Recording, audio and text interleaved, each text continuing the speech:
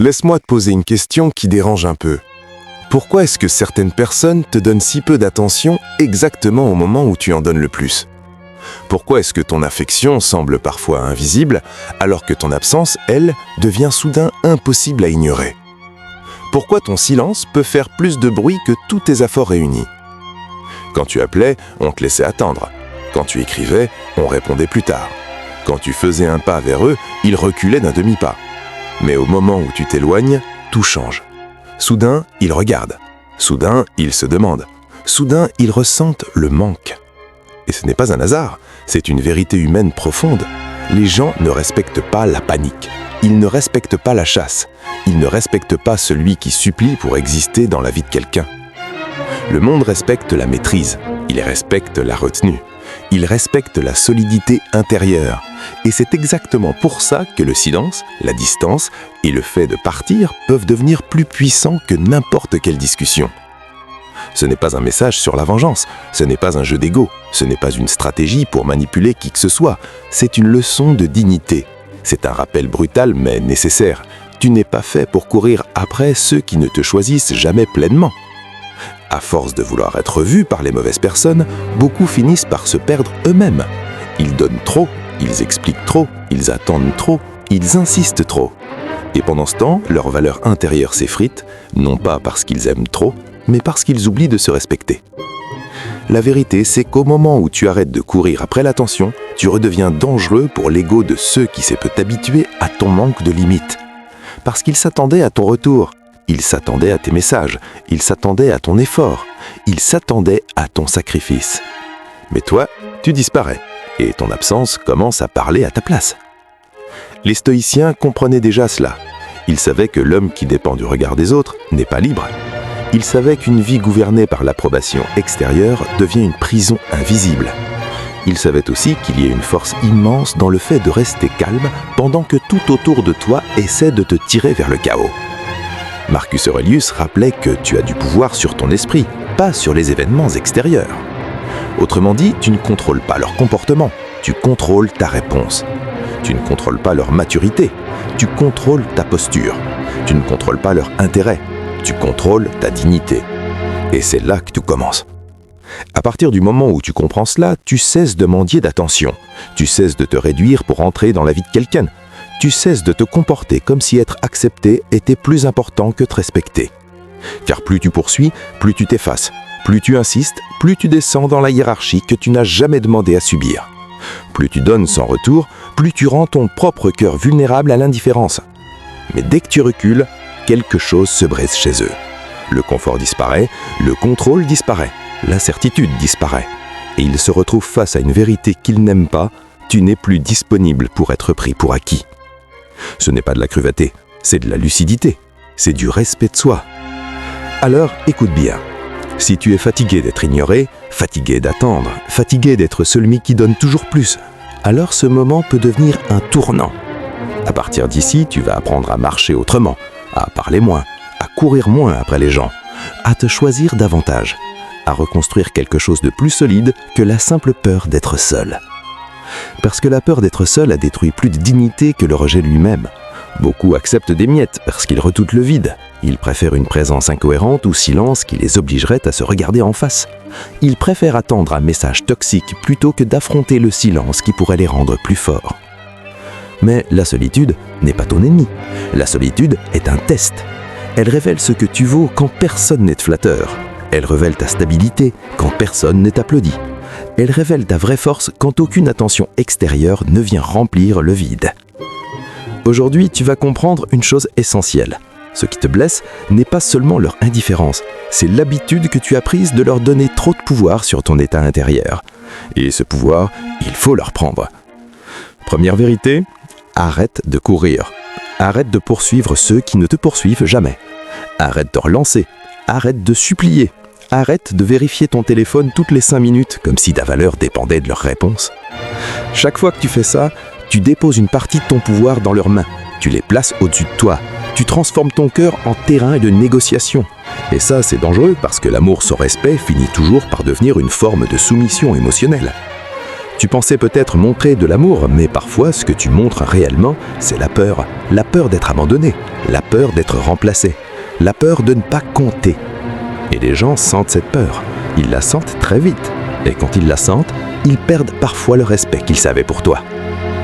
La dure réalité, c'est que plus tu poursuis, moins on t'apprécie.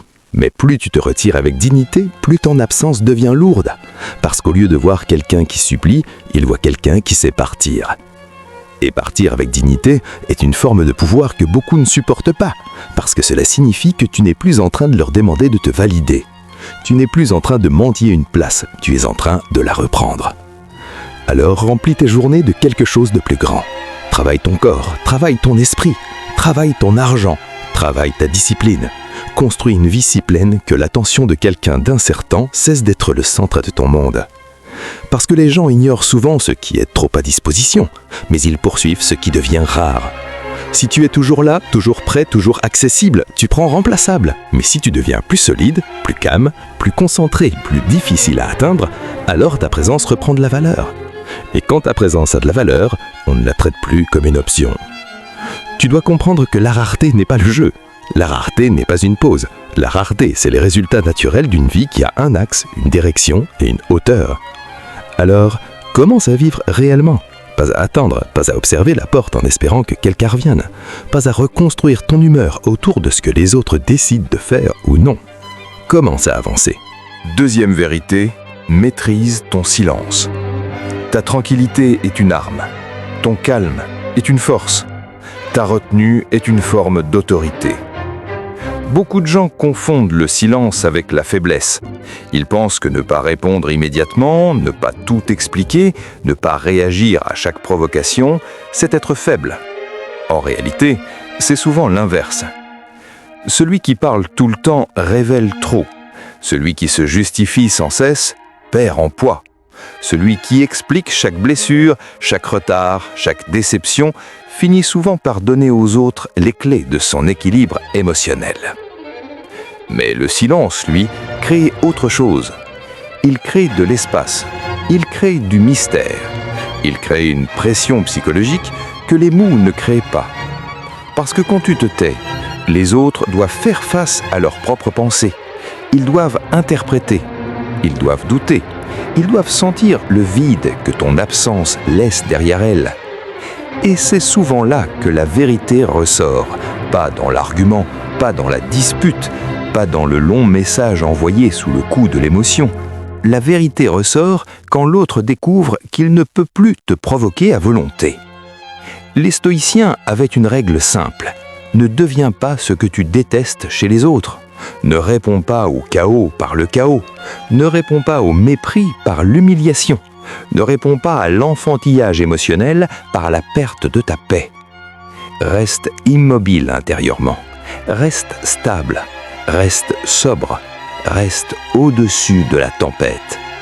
Quand ils t'ignorent, ne t'effondre pas. Quand ils tardent à répondre, ne te précipite pas. Quand ils essaient de réveiller tes émotions, ne leur donne pas le spectacle qu'ils attendent. Sois comme une montagne. Une montagne ne bouge pas parce qu'un vent passe. Une montagne n'explique pas sa hauteur. Elle existe, elle tient. Elle domine l'horizon sans demander la permission. C'est ça, l'énergie que tu dois construire. Une énergie que l'on ne peut pas manipuler à travers quelques mots froids, quelques silences calculés ou quelques jeux d'attention. Et cette énergie ne naît pas de la fierté vide, elle naît de l'entraînement, elle naît de la discipline. Elle naît du fait de te retenir quand tu pourrais exploser. Elle naît du fait de respirer quand tout en toi veut répondre. Elle naît du fait de choisir la paix plutôt que la réaction. Car la réaction est facile. N'importe qui peut réagir. N'importe qui peut envoyer un message sous l'émotion. N'importe qui peut pleurer, accuser, crier, supplier, insister. Mais rester digne quand tu es blessé, ça, c'est rare. Rester calme quand ton ego est piqué, ça, c'est fort. Rester stable quand l'autre attend de toi une perte de contrôle, ça, c'est une maîtrise réelle. Et c'est pour ça que le silence dérange autant, parce qu'il casse leur scénario. Ils s'attendaient à de la colère, tu leur donnes du calme. Ils s'attendaient à des supplications, Tu leur donnes de la distance. Ils s'attendaient à des justifications. Tu leur donnes un vide propre, net, irréfutable. À partir de là, tu n'es plus prévisible. Et une personne imprévisible, mais stable, inspire autre chose que la facilité. Elle inspire le respect. Alors, apprends à ne pas courir vers chaque tension. Apprends à ne pas vouloir tout clarifier immédiatement. Apprends à laisser certaines choses mourir dans le silence quand elles ne méritent pas d'être nourries par ton énergie. Ta paix ne doit plus être négociable. Ta paix doit devenir une frontière, une ligne claire, un territoire intérieur que tu refuses de sacrifier pour des gens qui ne savent pas s'y tenir. Troisième vérité. Deviens préoccupé à grandir pour être perturbé. La meilleure réponse à l'indifférence n'est pas de prouver ta valeur à la personne qui te néglige.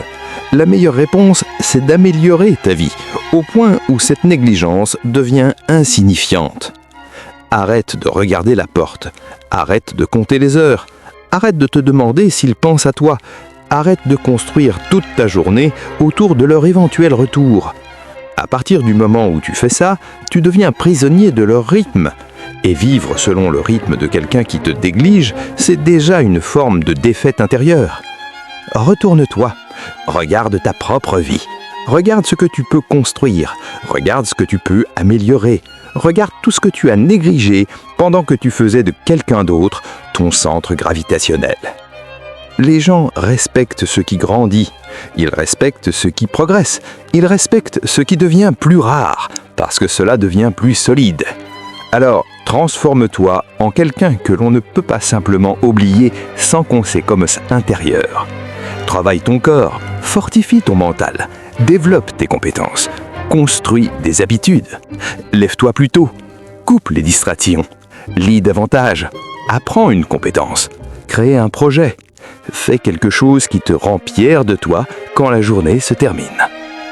Car un homme ou une femme occupé à construire ne peut pas être entièrement détruit par l'attitude de quelqu'un d'autre. Et plus ta vie devient dense, utile, structurée, plus tu cesses naturellement de surveiller les allers-retours émotionnels des autres. Le vrai pouvoir n'est pas de rendre quelqu'un jaloux. Le vrai pouvoir, c'est de ne plus avoir besoin d'être rassuré par ceux qui te délaissent. Quand tu commences à t'améliorer pour toi, quelque chose change dans ton énergie. Tu n'as plus ce regard vide, tu n'as plus cette attente constante, tu n'as plus cette posture de demande. Tu deviens plus plein, plus stable, plus difficile à troubler. Et oui, parfois, c'est précisément à ce moment-là que ceux qui t'ignoraient commencent à sentir la différence. Pas parce que tu les forces, pas parce que tu les poursuis, mais parce qu'ils sentent que tu n'es plus dans le même état qu'avant. Tu n'es plus en attente, tu es en construction. Et cela change tout. Quatrième vérité, contrôle tes émotions. Ne donne jamais à quelqu'un le spectacle de ton effondrement intérieur. Ce que je vais te dire est essentiel. Tes émotions sont puissantes, mais elles ne doivent jamais tenir le volant. La colère peut te faire parler trop vite. La tristesse peut te faire ramper vers des endroits où tu n'as rien à faire.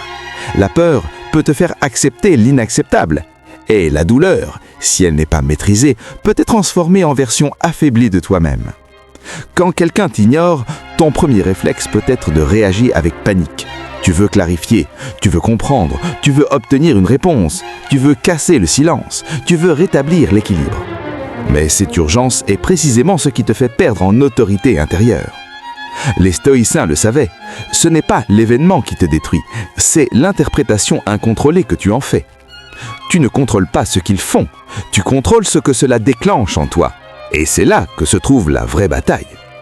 Respire, ralentis, ne laisse pas l'émotion écrire à ta place. Ne laisse pas le vide te pousser à mendier. Ne laisse pas la blessure transformer ton cœur en terrain de chaos. La personne qui t'ignore n'a pas besoin de voir ta panique. Elle n'a pas besoin de sentir qu'elle détient le pouvoir de te faire vaciller. Au contraire, montre-lui que tu sais rester maître de toi-même. Quand elle s'éloigne, toi, reste centré. Quand elle devient froide, toi, reste digne. Quand elle joue avec l'attention, toi, refuse de jouer à son niveau. Parce que la maîtrise émotionnelle est l'une des formes les plus profondes de pouvoir. Elle dit « Je ressens, mais je ne suis pas gouverné. Je souffre peut-être, mais je ne me perds pas. Je vois clair même quand cela me touche. Cinquième vérité, mets des limites fermes. Sans limite, tu deviens un terrain libre pour les comportements qui te blessent. Beaucoup de gens pensent qu'aimer, c'est tout accepter. Mais ce n'est pas vrai. Aimer ne veut pas dire tolérer les respects. Aimer ne veut pas dire absorber les incohérences de quelqu'un sans rien dire. Aimer ne veut pas dire t'effacer pour que l'autre puisse être confortable. Les limites sont une forme de respect. Elles disent aux autres comment te traiter. Elles disent ce que tu acceptes et ce que tu refuses. Elles disent que ton temps, ton énergie et ton cœur ont de la valeur. Si tu acceptes tout, tu enseignes aux autres qu'ils peuvent tout te faire subir.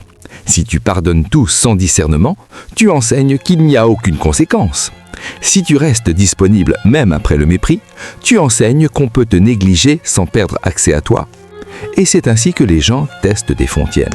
Pas toujours par méchanceté, parfois par habitude, parfois par faiblesse, parfois parce que tu ne leur as jamais montré où se situe la ligne. Alors montre-la, calmement, sans théâtre, sans colère excessive, sans supplication, avec une fermeté silencieuse. S'il faut partir, pars. S'il faut couper l'accès, coupe-le. S'il faut prendre de la distance, prends-la. Tu ne dois pas annoncer ta douleur à tout le monde pour la rendre légitime. Tu n'as pas besoin d'un procès pour quitter un endroit qui abîme ton esprit. Sixième vérité, apprends à aimer la solitude, car ce que tu appelles vide peut devenir puissance. Trop de gens fuient la solitude comme si elle était une punition. En réalité, la solitude peut être une salle d'entraînement invisible. Elle peut être l'endroit où ta colonne intérieure se redresse. Quand tu es seul, tu vois ce que tu fais de ton temps. Tu vois où va ton énergie. Tu vois si tu cours vers toi-même ou si tu fuis ta propre présence. Et c'est une leçon précieuse. Prends ce temps. Ne le gaspille pas à espionner des vies qui ne te respectent pas. Ne le gaspille pas à relire des conversations qui ne t'apportent plus rien. Ne cherche pas de signes là où il n'y a que confusion. Utilise-le pour revenir à toi, pour nettoyer ton espace, pour apprendre, pour créer, pour réfléchir, pour reconstruire. Marcus Aurelius rappelait que le vrai refuge est intérieur, et il avait raison. Parce que tant que tu n'apprends pas à être bien avec toi-même, tu dépendras toujours des autres pour te sentir vivant. Mais quand tu apprends à être seul sans te sentir vide, un basculement immense se produit. Tu ne cours plus vers n'importe qui pour combler un manque. Tu ne mendis plus n'importe quelle présence pour éviter le silence. Tu deviens plus sélectif, plus stable, plus libre. Et c'est à ce moment-là que tu commences réellement à devenir dangereux pour toutes les dynamiques qui reposaient sur ta dépendance émotionnelle. Septième vérité, transforme ton énergie en croissance. Fais de ton évolution ta réponse. Le plus grand retour, ce n'est pas une phrase, ce n'est pas un argument, ce n'est pas un poste discret pour provoquer quelqu'un. Le plus grand retour, c'est ta transformation. Quand tu changes vraiment, tu n'as pas besoin de le crier. Tes cieux changent, ta posture change, tes habitudes changent, ton niveau d'exigence change, et les gens le sentent immédiatement. Ceux qui te regardaient de haut ne te reconnaissent plus la même personne. Ceux qui pensaient que tu resterais figé réalisent que tu es en train de monter. Ceux qui t'ignoraient comprennent que leur inadignance t'a peut-être forcé à devenir plus grand. Et c'est là que le paradoxe. Parfois, être négligé devient le point de départ de ta reconstruction.